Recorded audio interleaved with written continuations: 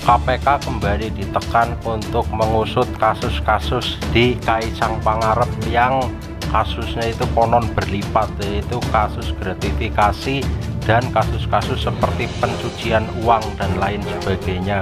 Jadi di pasca Jokowi lengser itu, keluarga Jokowi itu diserang banyak kasus. Kita simak videonya biar tidak gagal paham. Oke? Ditelusuri sebenarnya apa yang terjadi. Memang gratifikasi itu berbeda dengan suap. Kalau suap, alat tukarnya itu sudah kelihatan. Tapi baik gratifikasi maupun suap, dua-duanya sama-sama melanggar hukum. Saat ini KPK gampang tidak, Mbak Vivit? Mau kirim undangan aja, maju mundur. Perbedaan jubir dengan pimpinan KPK ada juga. Alex Marwata dengan Tessa berbeda soal ini. Nah, saya kira kelihatan gampang ya, karena selain maju mundur juga sudah termakan narasi-narasi dia bukan penyelenggara negara dan lain sebagainya. Kalau menurut saya sih kita boleh berdebat. Saya dan Mas Hendar ini biasa berdebat gitu ya. Tapi KPK itu penegak hukum. Dia jalan aja terus. Toh yang dia lakukan bukan berdebat. Yang dia lakukan adalah dia investigasi. Dan itu yang harus segera dia lakukan. Jadi buat saya di sini kelihatan betul KPK-nya sendiri gamang. Entah apa yang mereka khawatirkan gitu, entah apa yang mereka bicarakan secara internal, tapi kelihatan sekali kegaman mereka untuk menindaklanjuti kasus ini. Masyarakat bagaimana seharusnya para orang-orang public figure ini bertindak kan seperti itu. Jadi kan kita juga harus melihat KPK dalam rangka memanggil itu untuk klarifikasi. Dan tujuannya kan adalah untuk sebenarnya kalau saya melihat intinya adalah untuk pencegahan atau tindakan preventif ke depannya. Di mana bahwa harus dilihat juga ada pasal 12C Undang-Undang tindak pidana pemberantasan korupsi itu menyatakan kalau 30 hari sejak gratifikasi itu dilaporkan itu akan dianggap sah dan tidak dapat dipidana, ya kan? Gitu loh ya kan? Dan termasuk soal ini juga Bang Hendar Sam yang disorot juga soal barang-barang mewah yang diduga tanpa melewati bea cukai Ditjen Pajak. Itu juga yang disorot oleh publik. Ya, kalau itu kan kita belum tahu persis ya. Saya kan kalau masalah yang perintilan seperti kita kurang tahu persis. Cuman kalau private jet contohnya seperti itu kan ya. Dan juga harus dilihat kan Mas Kaisang bisa menyampaikan dari mana sumber pendapatannya selama ini, ya kan.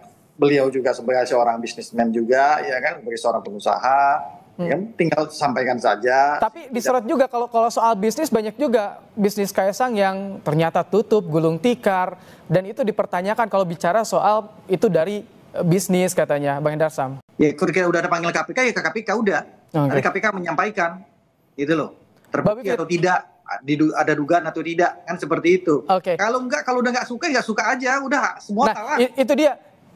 Itu dia, tapi yang ditunggu bagaimana itikat kapan akan ke KPK menjawab rencana pemanggilan yang dilakukan oleh KPK, klarifikasi pada KPK. Mbak Bivit, melihat dari proses ini, apa yang Anda soroti? Saya juga berkomentar, sebenarnya bukan soal like and dislike ya. Saya kenal juga enggak sama Mas Kaisang. Tapi kita semua sedang menyoroti bagaimana penyelenggara negara ini harus dituntun secara berintegritas, termasuk di dalamnya tidak melakukan gratifikasi. Jadi kalau memang tidak ada gratifikasi, ya jelaskan saja. Sebenarnya sesederhana itu. Nah, jadi dengan melihat situasi yang sekarang, kelihatannya memang justru ada upaya memang untuk bersembunyi sementara dari publik paling tidak, karena barangkali ada hal-hal yang sedang disiapkan untuk jawaban. Tapi kita harus tunggu itu, dan menurut saya memang kita harus kuatkan terus narasinya supaya ini tidak terjadi terus-menerus. Ini kalau KPK menyebutnya dalam ranah pencegahan, tapi peristiwanya sudah terjadi, bagaimana? Gratifikasi, jadi kan bedanya tuh suap dengan gratifikasi memang tipis. Kalau suap itu kelihatan apa yang ditukarkan, misalnya kebijakan tertentu atau proyek tertentu. Kalau gratifikasi itu fasilitas secara umum. Nah, jadi kalau memang ada aliran dana ataupun fasilitas, sebenarnya itu sudah dalam kategori melanggar hukum. Bila memang terbukti ya, itu memang harus digarisbawahi. Tapi ini bukan sekedar pencegahan, ini memang penindakan juga yang akan juga punya dampak ke depannya supaya jangan lagi ada hal serupa. Tapi kalau tadi bisa ada Oke, selain di KPK, kalau misalkan Kaisang kepada publik menyampaikan declare soal ini, itu untungnya buat Kaisang apa? Apakah bisa langsung clear masalah ini, tak menjadi bias lagi atau bagaimana? Misalnya kalau misalnya waktunya kurang dari 30 hari misalnya dikembalikan seperti apa, atau misalnya apakah bisa dibuktikan keterkaitannya langsung dengan fasilitas yang ia dapatkan dan seterusnya. Jadi memang banyak teknis hukum di sini. Tapi sesungguhnya kalau balik ke pertanyaan Mas tadi, Kaisang tuh sebenarnya akan dapat keuntungan kalau dia mampu menjelaskan dengan baik, dan mungkin ini yang sekarang sedang dilakukan, makanya belum kelihatan begitu ya. Karena tuduhan memang sangat banyak, dan jangan lupa Kaisang di sini tidak hanya mempertaruhkan nama diri, itu yang kita harus tekankan. Bang Hendarsam, ada informasi nggak sih Kaisang di mana sih saat ini? Apakah ada rencana menjawab undangan klarifikasi dari KPK kapan? Jadi saya juga nggak tahu beliau berada di mana ya kan. Cuma saya pengen supaya masalah ini jernih ya, masalah ini jernih. Masyarakat tuh harus tahu ya kan, undang-undang tindak pidana korupsi itu terkait dengan masalah gratifikasi itu seperti apa, ya praktek-prakteknya juga seperti apa, yang bisa dikenakan kepada mereka-mereka itu subjek hukumnya siapa-siapa saja.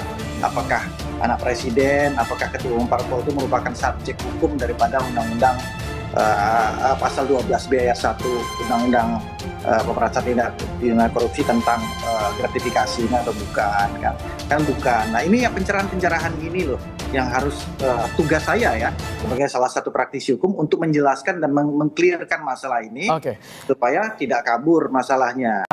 Untuk klarifikasi soal ini. Terima kasih Bang Hendarsam, Ketua Umum LISAN. Terima kasih.